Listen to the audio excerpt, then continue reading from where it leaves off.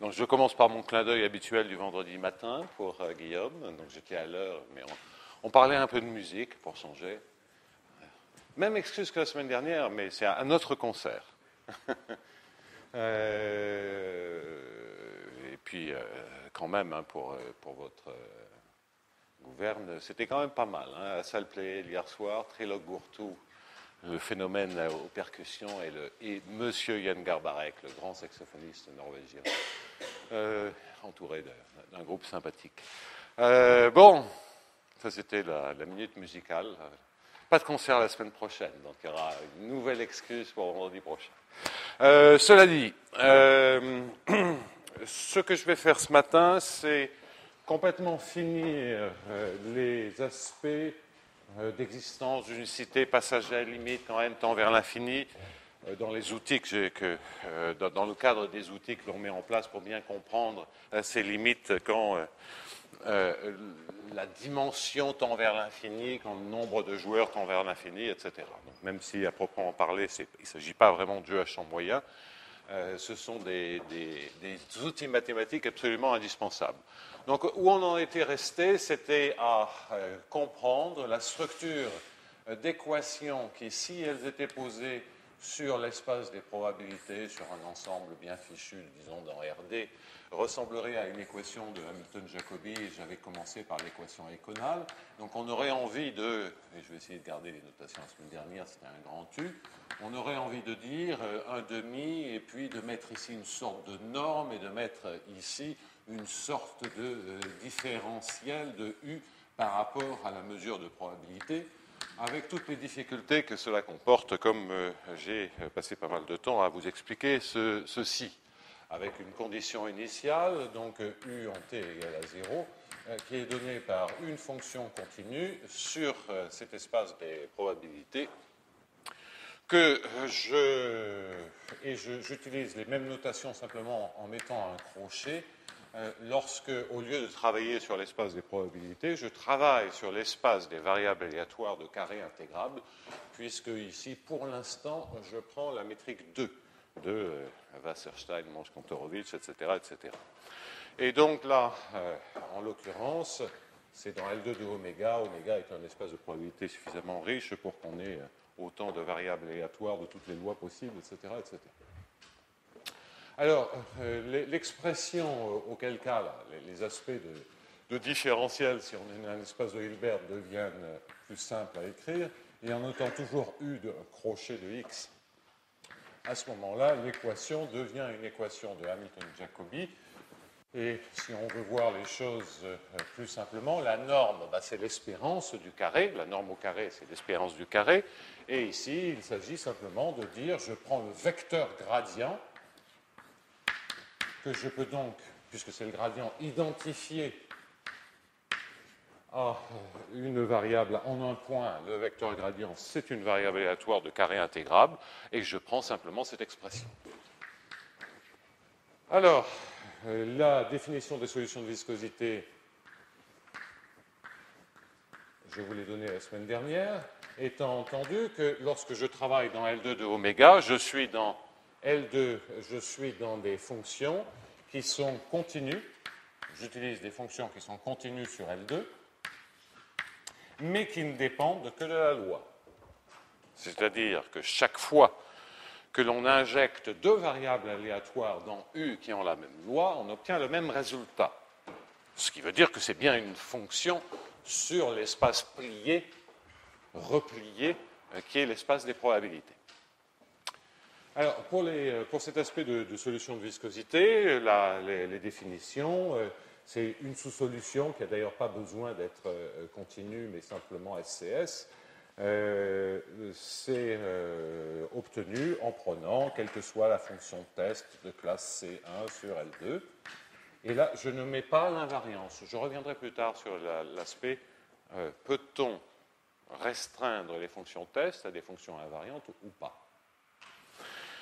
Puisque d'une certaine manière, si on ne les restreint pas, ça veut dire que même si on sait définir cette équation, on ne la regarde pas dans l'espace des probabilités, on la regarde dans l'espace étendu, puisqu'on prend les fonctions test. Donc la réponse est oui, c'est bien équivalent à prendre des fonctions C1 invariante. Donc, je ne rappelle pas la définition. Alors, le théorème, c'est qu'effectivement, si U est une sous-solution SCS, si V est une sursolution SCI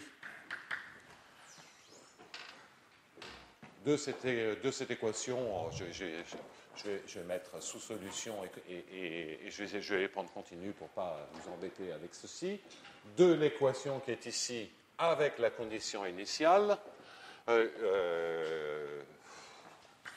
sous-solution de l'équation, excusez-moi, telle que U à l'instant t égale à 0 soit inférieur à l'instant à V à l'instant t égale à 0, alors on a bien que U est inférieur ou égal à V. Partout. Donc ça, c'est le résultat de comparaison classique de la théorie des solutions de viscosité. Ce résultat de comparaison assure l'unicité quant à l'existence. Pourquoi ça assure l'unicité? Parce qu'une solution est à la fois une sous- et une sursolution. Et donc, si on prend deux objets, deux solutions, eh bien, en échangeant U et V, on obtient bien l'unicité. Alors, donc, sur l'existence, comme j'expliquerai comment ceci est bien la limite quand n tend vers l'infini des équations d'Hamilton-Jacobi dans RD à la puissance n, Q étant inclus dans RD, de sorte que ici, ça c'est la norme euclidienne dans RD, que les variables aléatoires sont à valeur dans RD. Et même plus précisément dans Q. Bon.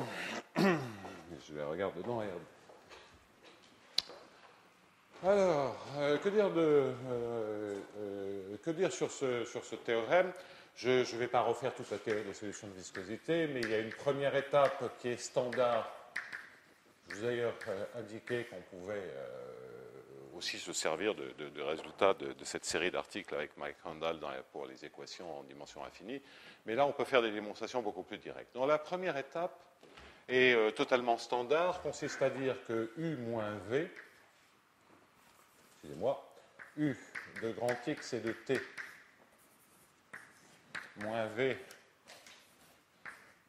de Y et de T est sous-solution d'une équation double que je vais noter avec W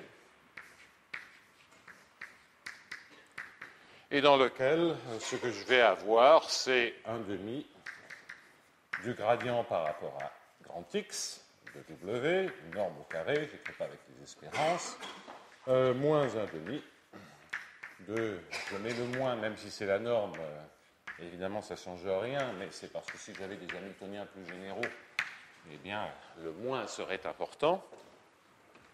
Donc fondamentalement, vous obtenez cela en écrivant l'équation en X, l'équation en Y, et puis en observant que lorsque vous avez une fonction comme ceci, qui est la différence de deux fonctions, eh bien, le gradient en X se résume à une seule, au gradient en X en U, et donc vous voyez bien que c'est la soustraction des équations.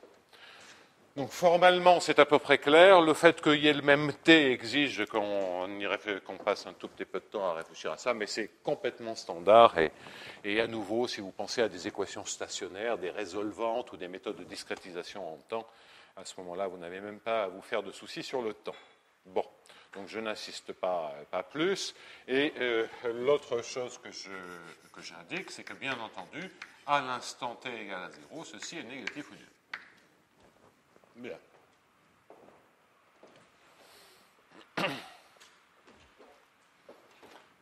Et la deuxième étape, qui est la conclusion, est très simple, puisqu'elle consiste simplement à dire, oh bien, pour l'équation qui est ici, j'ai une solution explicite qui est tout simplement la norme de x moins y au carré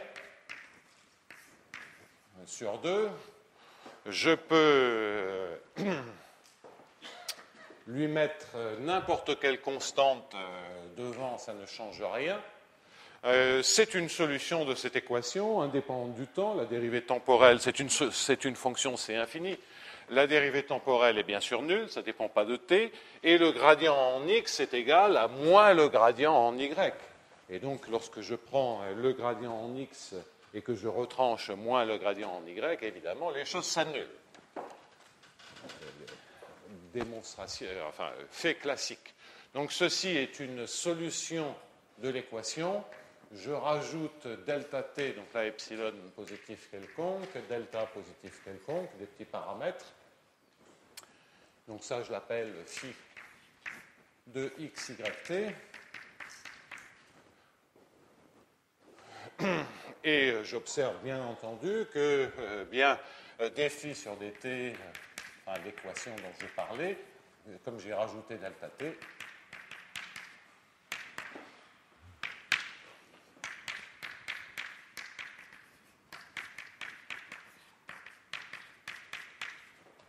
eh bien ceci est égal à delta, donc c'est strictement positif. Bon, alors j'ai dit une bêtise ici, pardonnez-moi, puisque ce n'est pas négatif ou nul, c'est égal à U0, U de grand X est de 0, moins V de Y est 0. C'est si Y égale à X. Bon, que dire d'autre? Il faut que je dise quelque chose en plus. Ouais. Je vais mettre un 1 ici. T plus 1. Voilà. Tout y est. Par exemple. Bien, alors le principe de la démonstration, quel est-il? Bien, il consiste simplement à dire que je voudrais maximiser la différence. C'est vraiment appliquer ce qu'on appelle le principe du maximum. Hein. Principe du maximum, c'est-à-dire maximiser en x, y, u, que j'ai u de grand X et de t, moins v de grand Y et de t, moins phi de x, y, t.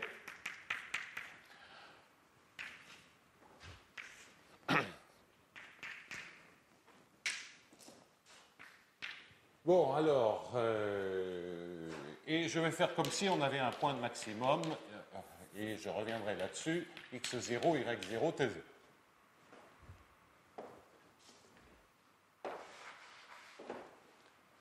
OK? Alors, le cas qui va m'intéresser sera le cas, donc, je mets un point d'interrogation, parce qu'il va bien falloir comprendre d'où il sort, ce point de maximum. Puis après, on réinterprétera cette maximisation. Mais admettons pour l'instant qu'on voit bien la structure de l'argument, admettons pour l'instant que ce point de maximum existe. Que peut-on dire à ce moment-là? Eh bien, ce qu'il convient de dire, c'est que si T0 est strictement positif, eh bien, on a, par la définition même des solutions de viscosité, une contradiction.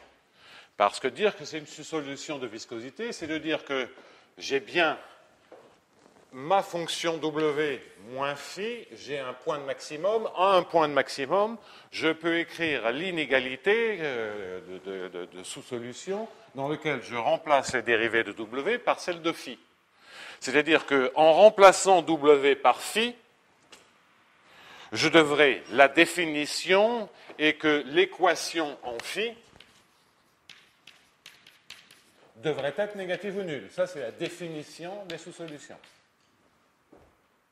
Or, ce que je viens d'indiquer, c'est que l'équation en phi, c'est un delta qui est strictement positif. Donc, T0 strictement positif, qui est un tel point de maximum, ce n'est pas possible.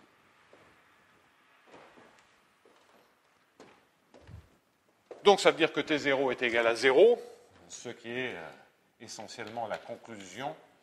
Parce que qu'est-ce que ça veut dire que T0 est égal à 0? Cela veut dire que U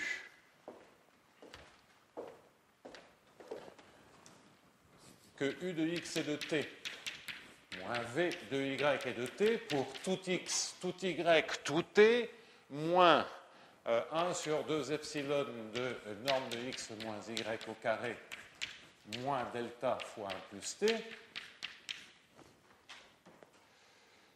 Oui. Est inférieur ou égal, je sais pas pourquoi j'ai mis le 1, mais bon. Allez, je reviens à delta t, pardonnez-moi, c'est vraiment pas important. C'est pas la peine de garder des paramètres qui ne servent à rien. Est-ce que j'en ai besoin ou j'en ai pas besoin? Mais si, désolé. Allez, on verra bien. Alors, quoi qu'il en soit, est inférieur à U0 de x moins V0 de y,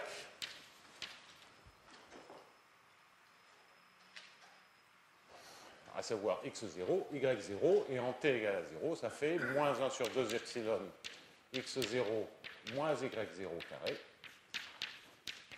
moins delta.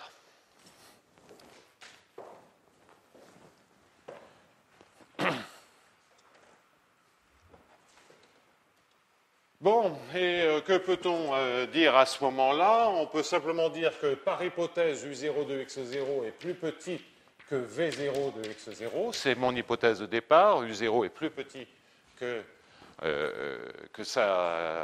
la condition initiale, baptisée U0, est plus petite que pour U est plus petite que la condition initiale pour V. Donc V0 de x0 moins V0 de y0, moins 1 sur 2 epsilon x0 moins y0 carré, moins delta, et que tout ceci est bien négatif ou nul grâce à la continuité de V0.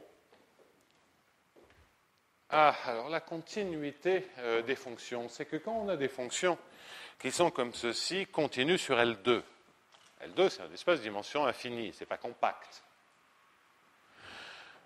Mais ça ne dépend que de la loi. Si ça ne dépend que de la loi, et que l'espace des mesures de probabilité est compact, c'est en fait automatiquement uniformément continu. Donc, une remarque qui est quand même utile de faire, c'est que la continuité, avec le fait que ça ne dépende que de la loi, entraîne l'uniforme continuité. Je réexpliquerai tout doucement ce point-là, mais si on a l'uniforme continuité, eh bien, vous voyez que si vous prenez pour epsilon et delta suffisamment petit, ceci est négatif ou nul, parce que vous avez un module de continuité uniforme que vous pouvez tuer en prenant un epsilon très petit. Vous avez un petit reste qui est un delta, c'est la continuité de manière totalement standard. Donc, ceci pour epsilon et delta petit est inférieur ou égal à 0. Et donc, le résultat des courses, c'est que, effectivement, si epsilon et delta sont petits, tout ce bazar-là est négatif ou nul, quel que soit x, y et t. Et qui peut le plus, peut le moins. Vous prenez maintenant x égale à y, et ça entraîne, en prenant y égale à x, que u moins v moins delta fois 1 plus t est négatif ou nul. Et vous faites tendre delta vers 0, puisque c'est vrai pour tout epsilon delta suffisamment petit. Vous faites tendre delta vers 0 pour en déduire que U est inférieur ou égal à V. C'est une démonstration classique de solution de viscosité. Je la fais un peu vite. Ce sont des choses qui sont... on ne peut ne pas les connaître, mais c'est totalement standard et depuis très longtemps. Donc, 2 points là-dedans. Premier point, c'est qu'à la fin, je me suis servi de cette observation d'uniforme continuité. Et deuxième point que j'ai laissé en suspens, le reste, tout ceci, c'est une démonstration standard. C'est les démonstrations qu'on fait dans Rn, qu'on fait dans les espaces de dimension infinie de la même manière. La structure ici ne joue pas, il y a simplement le fait qu'on soit dans un espace vectoriel. C'est la seule chose qui joue, que dire que le gradient en x est moins le gradient en y, on peut faire du x moins y. Ça, c'est la structure de l'espace vectoriel.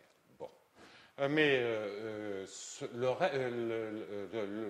donc ce schéma de démonstration est standard. La petite chose dont je me sers qui est spécifique, c'est ce point-là sur l'uniforme continuité, mais à la limite, j'aurais pu supposer dans mes définitions que j'avais de l'uniforme continuité. Bon, pourquoi pas? Mais je ne veux pas, parce que pour les passages à la limite quand n tend vers l'infini, ça induirait des complications. Il faudrait montrer des estimations a priori, alors qu'en fait, il n'y aura pas besoin d'estimations a priori. Et le deuxième point, beaucoup plus sérieux, et c'était là où il fallait qu'on travaille avec Mike Randall et qu'on regarde toutes sortes de cas de figure, bon, et je reviendrai là-dessus, c'est pourquoi il existe un point de maximum. Donc, je considère que cette démonstration est achevée, pourvu que l'on comprenne un tout petit peu de quoi il s'agit en termes de maximisation. Alors, sur la maximisation, je voudrais aussi revenir. Qu'est-ce que ça veut dire? Regardez ça. C'est une opération dans L2, mais ce que je vais vous montrer, c'est que c'est en fait une opération sur les mesures de probabilité. Alors, regardons ces différents points tranquillement. Et à nouveau, je fais doucement ce cas-là, parce que ça contiendra déjà, ça nous permettra après de généraliser ça à beaucoup d'équations du premier ordre, et ensuite la suite de programme, ça sera d'aller vers des équations du second ordre. Ça va un peu se compliquer. Alors donc, les remarques que je veux faire, enfin les remarques ou les fins de démonstration, donc le premier point, c'est sur cette histoire d'uniforme continuité. Donc vous prenez une fonction, je vais l'appeler toujours grand U, mais ce n'est pas forcément le même U, une fonction continue qui ne dépend que de la loi sur L2.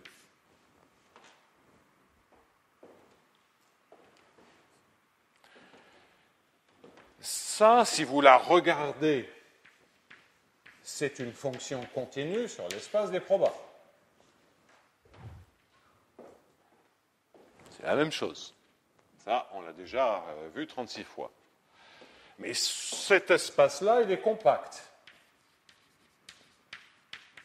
Donc ça entraîne que U est uniformément continu sur P.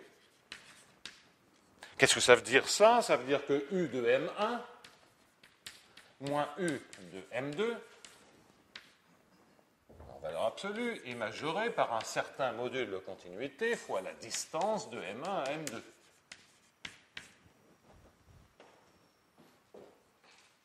Bon, ça c'est continuité sur un compact, entraîne une forte continuité. Bon. Et donc maintenant, si vous prenez un U de X moins U de Y, donc vous prenez deux variables aléatoires de loi M1 et M2. Bien, ceci se majore donc par un module de continuité, la distance de la loi de X à la loi de Y. J'applique la ligne précédente. Et la distance de la loi de X à la loi de Y se majore, puisque cette distance, c'est l'infimum des normes L2 des différences de tous les couplages, ben là, j'ai un couplage particulier, à travers mon couple de variables aléatoires. Donc, par définition même, ceci est inférieur à oméga de la norme de X moins Y. Et donc, ce que ça veut bien dire qu'une fonction continue qui ne dépend que de la loi est automatiquement uniformément continue sur L2. Hein, c'est toujours... voilà aussi une petite illustration du fait que je peux choisir quand j'en ai envie de travailler sur L2 parce que c'est plat, et je peux choisir quand j'en ai envie d'utiliser P parce que c'est compact. Donc j'ai à la fois une structure d'espace vectoriel, et je ne vois pas trop l'aspect de dimension infinie grâce à la compacité. Et ça, on va le voir encore plus nettement en regardant la maximisation qui est ici. Alors déjà, je vais aller... je vais réinterpréter, j'oublie le delta qui est complètement... Et donc, je reviens en arrière, c'est le deuxième point.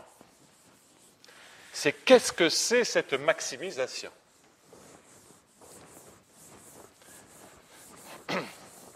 Qu'est-ce que je fais quand je fais cette maximisation?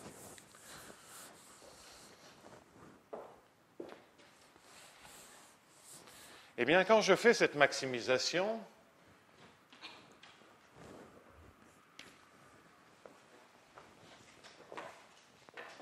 là, ce que je suis en train de regarder, c'est le maximum sur tous les xy. Je vais réécrire, j'oublie les t parce que ça, c'est franchement, ça n'a rigoureusement aucune espèce d'importance. C'est u. Si je reviens sur l'espace de probabilité, c'est la loi de x moins v de la loi de y, moins 1 sur 2 epsilon de la norme L2 de x moins y au carré. Et puis, j'ai aussi un moins delta fois 1 plus t, si je veux vraiment l'égalité entre ces deux quantités.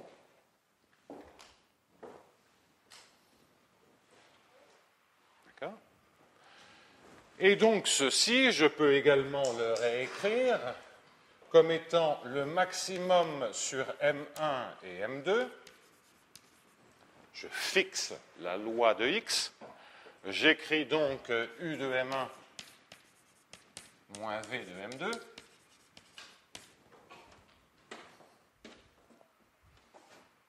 OK ? Et puis, je maximise sur tous les xy tels que la loi de x soit M1 et la loi de y soit M2. Ben, je maximise le morceau restant, qui a priori dépend de la loi, qui est moins 1 sur des epsilon, norme de x moins y au carré. Et puis, tout ça, c'est évidemment la même chose. Donc, vous voyez bien ce que je fais, je stratifie l'espace des variables aléatoires en fixant leurs lois, je maximise par rapport aux lois, et puis ensuite, à loi donnée, je maximise par rapport à xy. Eh bien, si je fais ça, vous voyez bien que là, au signe près, hein, max moins, ça fait moins min. Et là, ce que vous avez, c'est la distance au carré. Donc, tout ceci, ce n'est rien d'autre que faire dans l'espace de probabilité, mais on ne le voit pas. On ne voit pas les singularités. On maximise M1, M2, U de M1 moins V.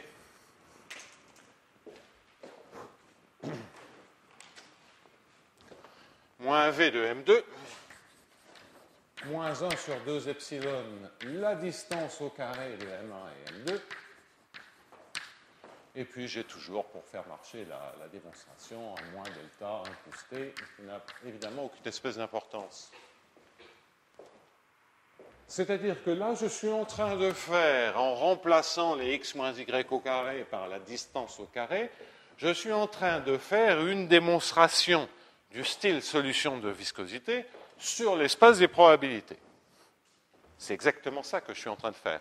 À ceci près que si je fais ça, à cause de tous ces plis et replis, ben je dois affronter la difficulté qui est quand même pas totalement négligeable, qui est le fait que d carré, ce n'est pas une fonction C1. Parce que justement, il y a des infimas. Donc ça a un aspect de fonction semi-concave. Donc je peux avoir des coins comme ça. Et si je tombe mal, en plus... Alors, comme il y a un moins, la raison fondamentalement, c'est que comme c'est semi-concave, et qu'il y a un moins, c'est comme si je regardais une fonction semi-convexe. Et dans la maximisation, les points de max, ils ne vont pas tomber sur les coins. Bon. Mais ça devient compliqué avec des notions différentielles qui sont hasardeuses à cause des problèmes d'espace tangent.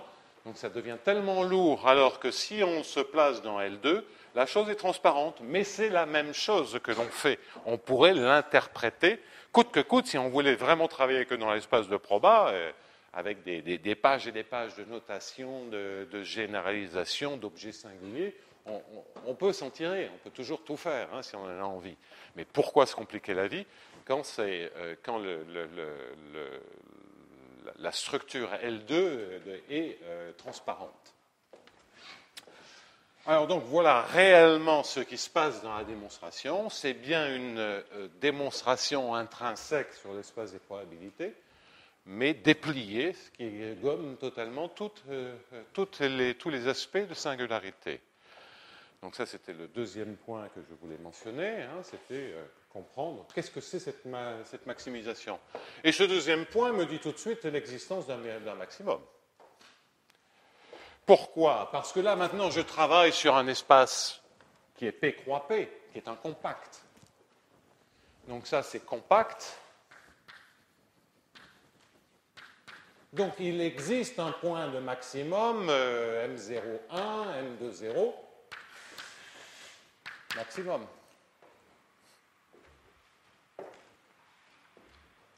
S'il existe un point de maximum M0, M20, maintenant je regarde le couplage optimal pour la distance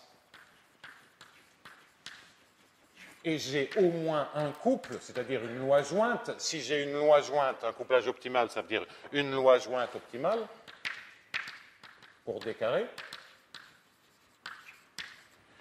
Et donc j'ai un couple de variables aléatoires x0, y0, puisque mon espace de probabilité est riche. J'ai un couple x0, y0 qui correspond, pour lequel x0 moins y0 en norme au carré. Je les avais mis avec... bon, de toute façon, je les ai supprimés.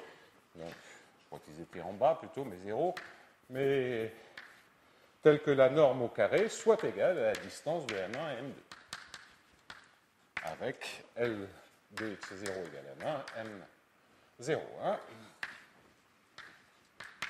et L2y0 égale M20. En d'autres termes, bien x0, y0, en remontant maintenant cette série d'égalités, c'est bien un point de maximum dans mon espace de Hilbert. Vous voyez la structure. Je peux travailler dans l'espace de Hilbert, plus de problème de singularité. J'interprète ça dans l'espace de proba et j'ai un point de maximum grâce à la compacité. Bon, donc la chose est... Ça marche bien. Hein. On sent bien que les pièces s'emboîtent bien. Donc très simple. Et fin de la démonstration de l'existence et de l'unicité, etc. Alors, si vous ne voulez pas vous servir du fait qu'il y a un couplage optimal, vous pouvez lire ici l'existence d'un maximum. Là, j'ai de la compacité. Là, j'ai de la compacité. Et là, j'ai de la concavité. Donc, c'est de la maximisation standard. Hein, quand vous avez des fonctions qui sont faiblement continues, vous êtes en train de sommer grâce à la compacité, ça veut dire que ce sont des fonctions qui sont faiblement continues. Vous avez faiblement continu plus concave, donc le tout est faiblement continu, donc il y a un point de maximum, il n'y a pas de problème de maximisation.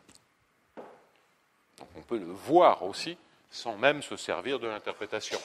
Mais c'est quand même bête de ne pas se servir de l'interprétation, et ce d'autant plus que quand j'aborderai des équations du second ordre, le fait que j'ai au point de maximum le couplage optimal servira. Là pour l'instant il ne sert pas. Ça serait n'importe quel couplage pour la fin de la démonstration, ça marcherait pareil. On aura besoin de plus d'informations quand on traitera des équations plus compliquées. Bon, alors donc, ça c'est le premier point. Je n'ai pas établi l'existence, même si l'existence peut effectivement se faire par les méthodes classiques de solution de viscosité, méthode de Perron. On prend l'enveloppe de toutes les sous-solutions, on démontre que c'est une solution. Mais comme de toute façon, je dois expliquer aussi que ce U construit comme ceci est bien donné par la formule et surtout est bien la limite des problèmes posés dans RD puissance n, c'est ce que maintenant je vais évoquer.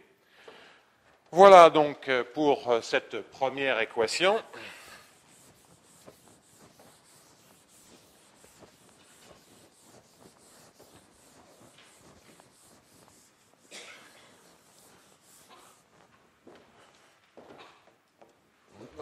Alors, que dire de plus là-dessus? Ben, rien. Donc maintenant, que vais-je faire? Bien, je reviens dans RD puissance n, dans Q puissance n ou dans RD puissance n, et j'écris, j'étais vraiment dans RD, mais enfin peu importe. J'écris dun sur dt avec le scaling un peu étrange, qui va perturber un certain, sur lequel on reviendra. Je me prends la norme du gradient partiel par rapport au ième groupe de variables un carré égale à 0.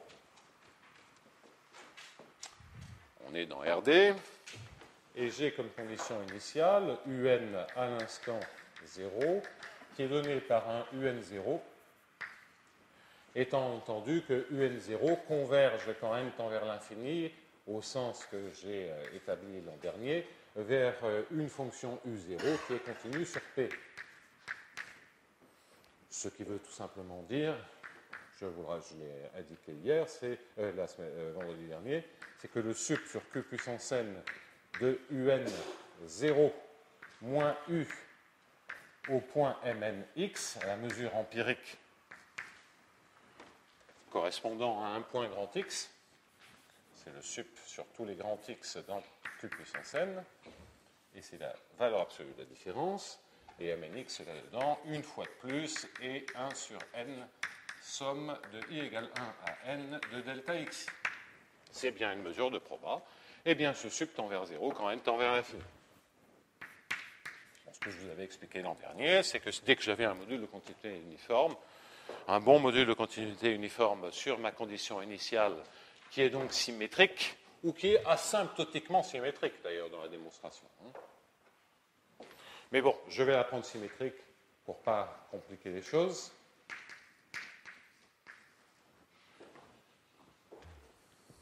Les joueurs ne doivent pas forcément être indistinguables. Mais c'est que asymptotiquement, leurs différences deviennent minimes. Ça ne change pas grand-chose. Alors, donc, ça, c'est la situation dans RD puissance n. Et la question, c'est en fait un théorème, c'est de dire que, effectivement, UN tend en ce sens-là.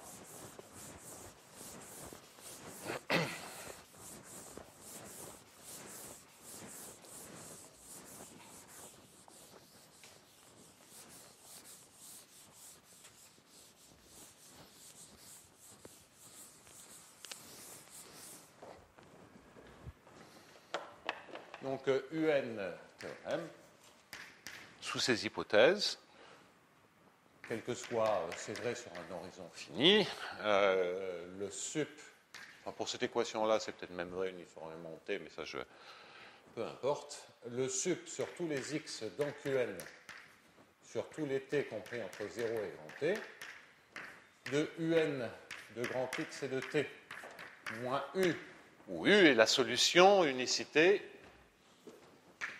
Donc, c'est unicité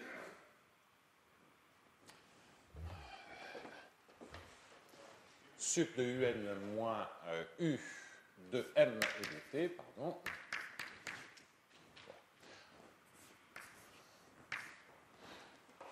Tend vers 0, MNX, c'est moi. Ceci tend vers 0 quand n tend vers l'infini, où U est l'unique solution. Et bien entendu, de cette équation-là, avec la condition initiale qui est ici.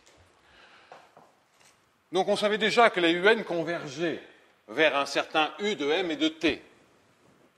On l'avait obtenu simplement par la formule de l'axe Soleil-Nix. C'était un cas où l'équation est tellement simple qu'on sait que les solutions convergent. Et que la question qu'on se posait, c'était quelle équation? Maintenant, on a l'équation, on la comprend bien. Que voulez-vous qu'il arriva, hein? Alors, où U est l'unique solution de la bonne équation, et donc évidemment, c'est donné par la formule. On peut également vérifier que la formule est la bonne solution de l'équation. C'est un fait général lié au contrôle optimal et au calcul des variations. Bon, donc là, je n'insiste pas, c'est tellement simple dans ce cas-là. Alors, démonstration, à nouveau, il y a tellement de choses qui sont complètement standards du point de vue de la théorie des solutions de viscosité que je ne vais pas vous donner tous les détails.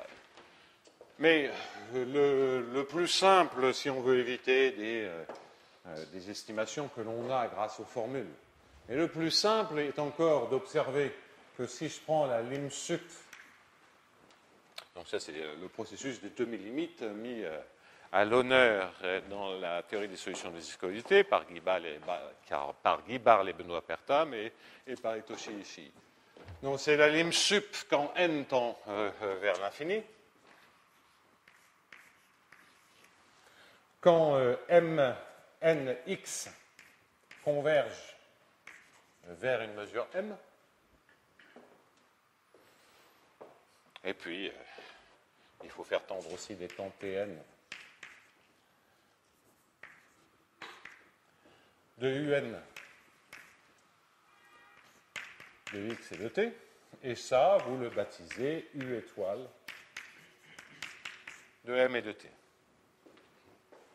De la même façon, vous bâtissez la lime inf avec une étoile en bas. Bien entendu, la lime sup est plus grande que la lime inf.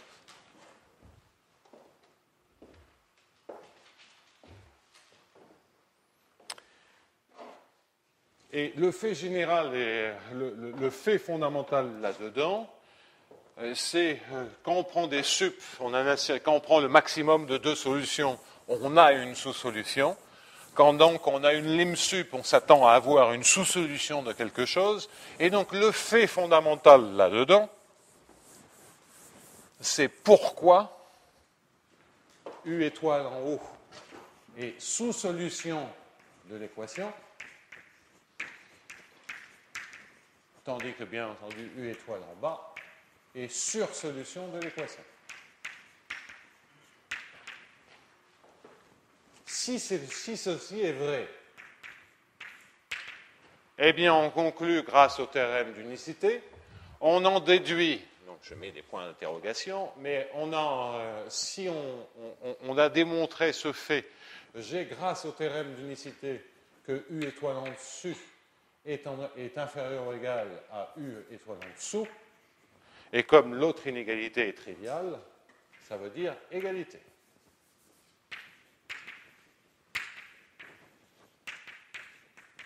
Et s'il y a égalité, vous avez ce processus de limite continue, dans lequel on fait tendre n vers l'infini, mais les points bougent, et ça veut dire convergence uniforme. Le théorème est alors démontré. On a une solution de l'équation et on a la convergence uniforme. Fini.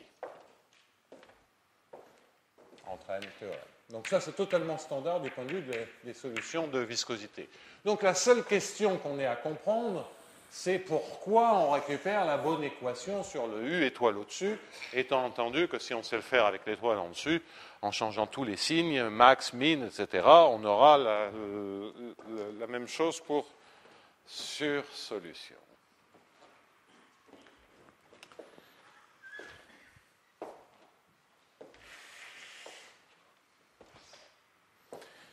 Fondamentalement, la seule chose que l'on ait à comprendre là-dedans,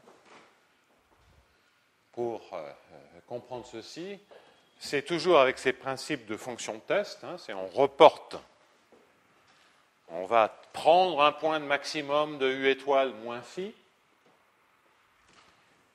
où phi est donc une fonction C1 en haut, et on veut pouvoir construire une fonction de test proche de phi dans RD puissance n, sur lequel je puisse dire des choses. Et donc tester l'équation.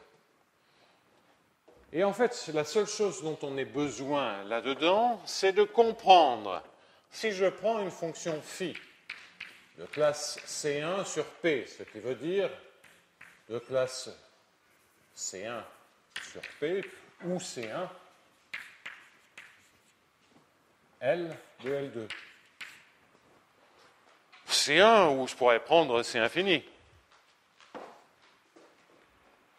Par densité, il suffit de pouvoir avoir suffisamment de fonctions de test. Ou je peux prendre un polynôme. Donc, il faut que pour une classe dense de fonctions de test,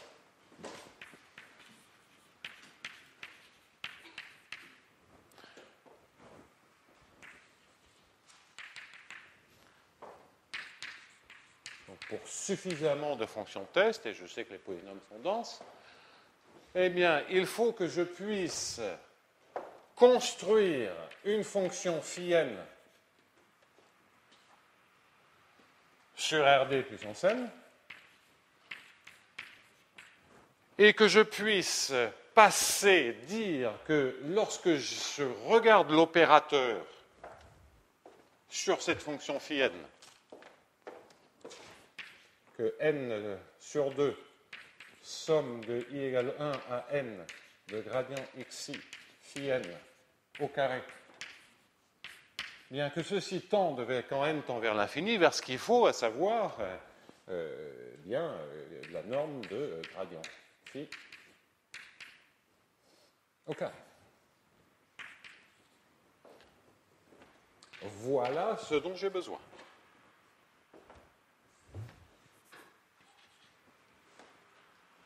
Voilà ce que je dois comprendre.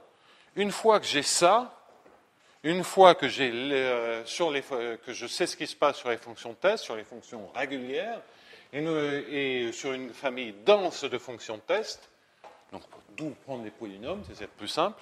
Polynômes, je rappellerai ce que sont les polynômes sur P de Q. Eh bien, je sais que je peux passer à la limite dans les équations, dans les opérateurs pour ces fonctions de test. Et après, c'est la théorie des solutions de viscosité qui s'applique. Parce que l'idée, c'est quoi? Je dis, j'ai un point de maximum que je peux toujours rendre strict avec un tout petit peu de norme au carré. J'ai un point de maximum de U étoile moins phi. Par la convergence, essentiellement cette convergence uniforme qui est un sup, j'aurai un point de maximum pas trop loin sur UN moins phi n. J'applique la définition en phi n. Évidemment, il faut que phi n tende bien vers phi. J'applique l'opérateur, l'équation sur phi n, et je passe à la limite puisque j'ai la bonne convergence de l'opérateur. Donc on reporte le passage à la limite sur les fonctions test, par maximisation. Je ne vais pas faire un cours entier, on n'est pas censé faire des cours sur des choses qui existent depuis 25 ans. Donc je ne vais pas refaire un cours sur la théorie des solutions de viscosité, mais grosso modo, l'idée c'est on reporte le passage à la limite dans l'équation sur des fonctions test. Et comme fonction test, je les prends les plus simples possibles pour faire des calculs.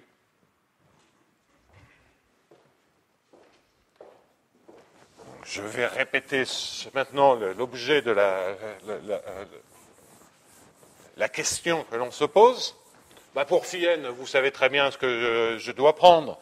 Ce qu'il faut que je prenne, c'est la projection en dimension finie par les mesures empiriques.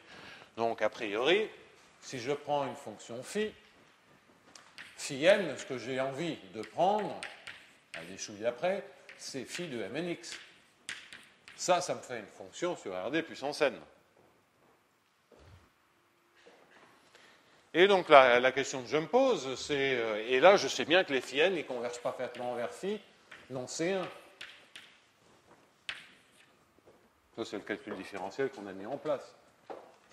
C'était fait pour. Et donc la seule question que je dois me poser, c'est pourquoi ce bazar n sur 2, somme de i égale 1 à n de gradient xi phi n carré, tend vers la norme du gradient de phi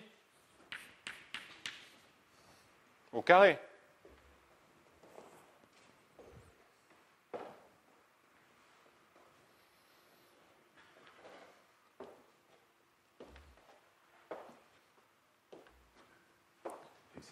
De quoi s'agit-il?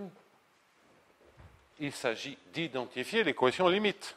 Et donc, ce que je suis simplement en train de dire, c'est qu'on regarde le problème limite. S'il a une bonne structure de solution de viscosité, la seule chose dont on est à se soucier, c'est effectivement que ce soit le bon problème limite, et c'est donc de vérifier sur une classe dense de fonctions test régulières que les opérateurs passent bien à la limite vers le bon opérateur. C'est la consistance des équations, quand n tend vers l'infini.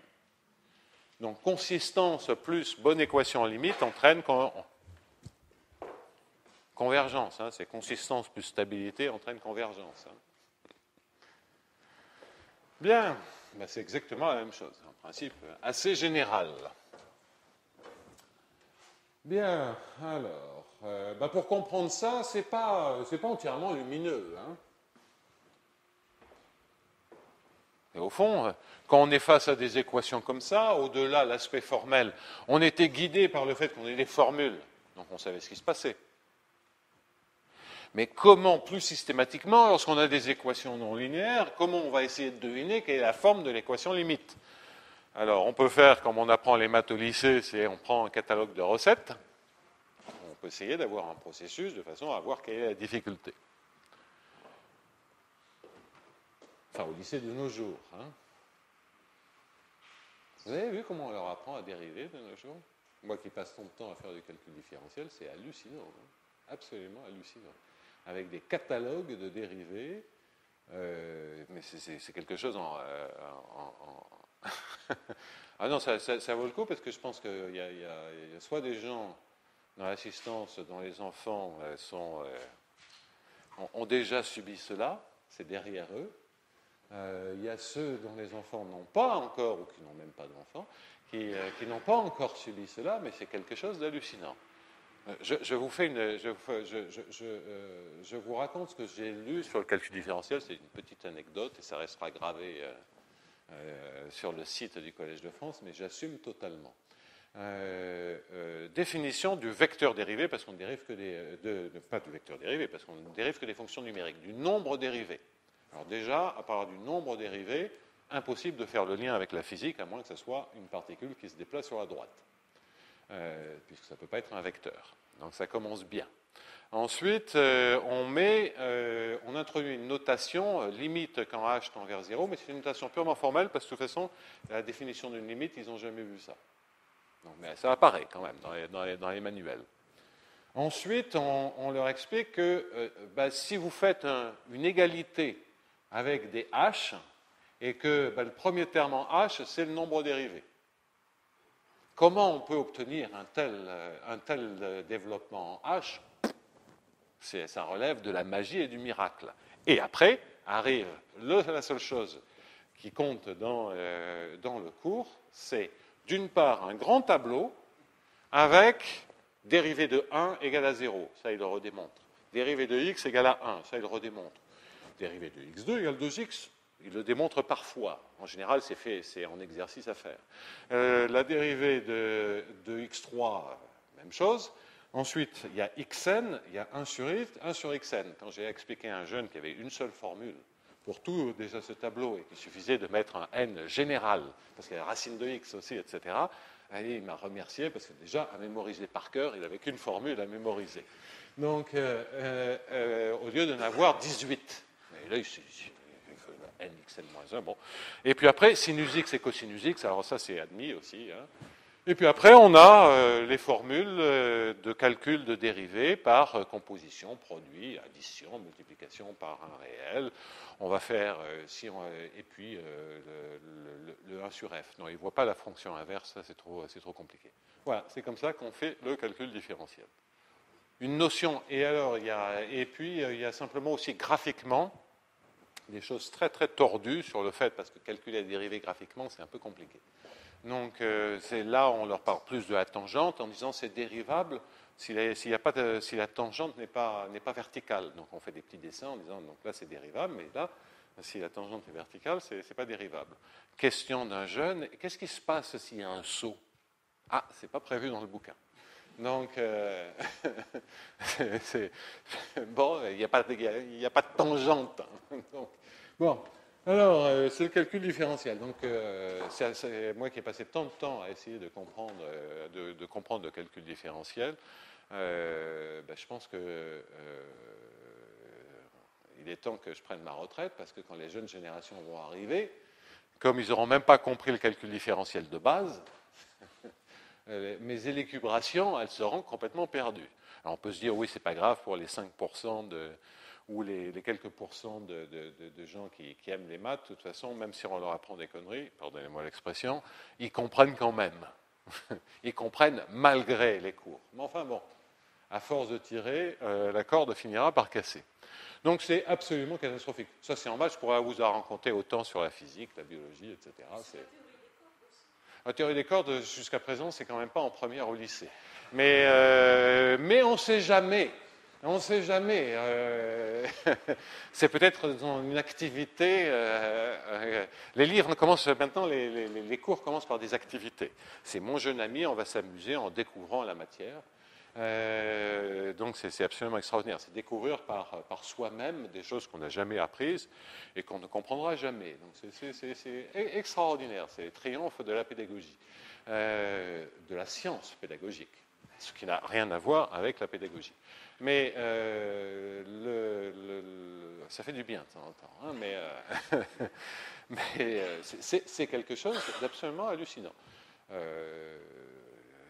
Ouvrir un livre de biologie de 3e qui commence par un problème avec des mots non définis, puisqu'ils vont être appris 10 pages plus loin dans le cours, où on voit une famille et on vous demande quels sont les caractères communs à cette famille. Et moi, la seule réponse, je lis les choses, je suis scientifiquement, raisonnablement cultivé, la seule chose que j'ai envie de répondre, c'est aucun.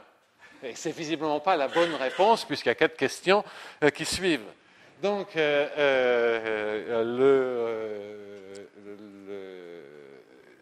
c'est la première question de la première page du livre de 3e de SVT. Et je suis mal barré, moi je n'arrive pas à répondre à la première question. Donc, lors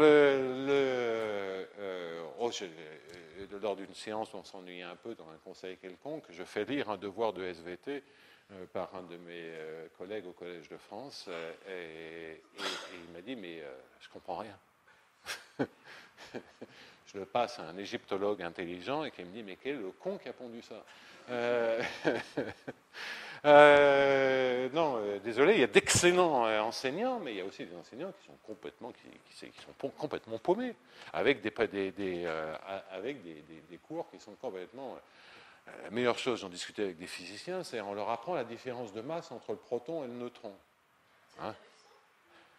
Oui, mais moi je voudrais bien savoir, et on leur apprend la différence, non seulement on leur apprend ça, mais on leur demande de mémoriser les constantes, ce qu'aucun physicien quantique ne peut vous donner la masse exacte du proton et du neutron. Donc aucun, et j'ai testé ça, et ils rigolent, de toute façon en unité atomique c'est 1. Et c'est 1 pour les deux, parce que la différence de masse, elle est tout à fait négligeable, c'est au niveau de la 3e décimale. Et que d'apprendre ça, ça permet de faire des exos de calcul. C'est uniquement ça, ça permet de faire des règles de 3. On n'apprend rien sur la physique. On pourrait continuer comme ça, mais c'est un massacre. Hein, et on dit rien. Bon. Ok. Allez, fin de mon coup de gueule. Maintenant, on revient à ceci, tout ça pour dire que sur le calcul différentiel, oui, tu rigoles bien, François, mais ils ont quel âge, toi, tes enfants?